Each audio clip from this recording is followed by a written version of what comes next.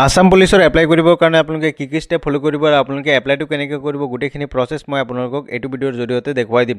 চ' প্ৰথমে আপোনালোকে আসাম পুলিচৰ এইটো ৱেবছাইটত আহিব। অহাৰ পিছত আপোনালোকক দুটা অপশ্যন এনেকৈ দেখা পাব, লগইন আৰু ৰেজিষ্টাৰ। যদি আপোনালোকে প্ৰথমে ৰেজিষ্ট্ৰেশ্যন কৰিছে তেতিয়াহ'লে আপুনি লগইন কৰি এপ্লাই কৰি ল'ব।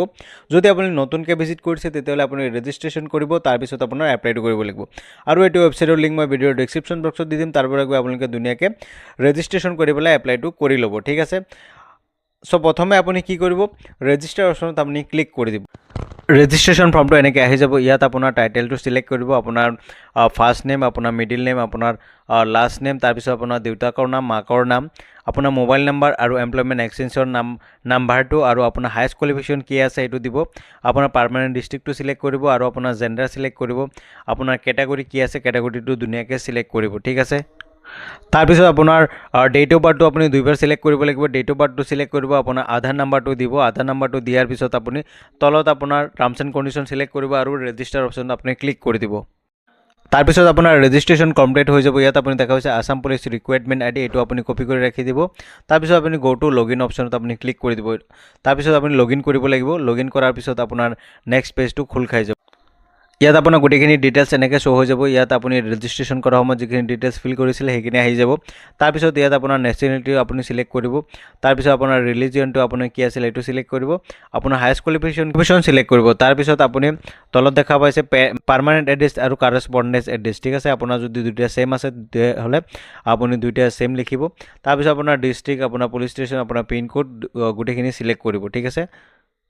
তাৰপিছত আপোনাৰ আগত তলত এনেকৈ অপশ্যন আহিব কুৱেশ্যনাৰী। যদি আপোনাৰ হোম কাৰ্ড চাৰ্টিফিকেট আছে তেতিয়াহ'লে য়েছ কৰিব, যদি নাই তেতিয়াহ'লে ন' কৰিব।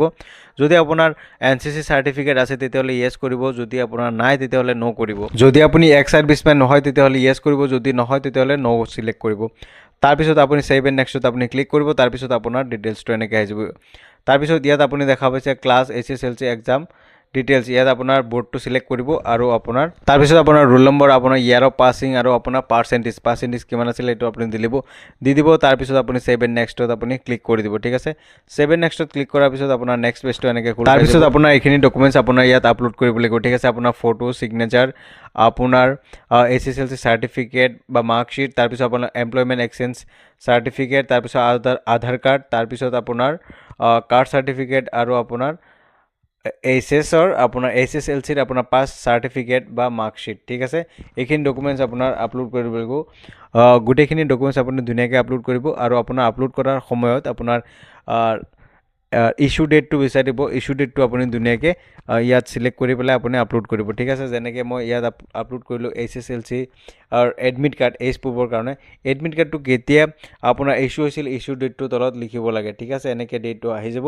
গোটেইখিনি ডকুমেণ্টছ আপুনি আপলোড কৰিব আৰু ইছ্যু ডেটটো ধুনীয়াকৈ লিখিব, ঠিক আছে, যাতে আপোনাৰ ভুল নহয়। ধুনীয়াকৈ এটা এটাকৈ চাই পেলাই আপুনি আপলোড কৰিব, ঠিক আছে।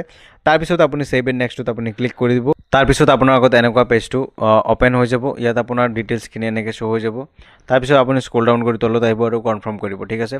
কনফাৰ্ম কৰাৰ পিছত আপোনাৰ নেক্সট ডিটেইলছখিনি এনেকৈ আহি যাব, ঠিক আছে। ইয়াত আপুনি স্ক্ৰল ডাউন কৰি তলত আহিব আৰু কনফাৰ্ম কৰিব।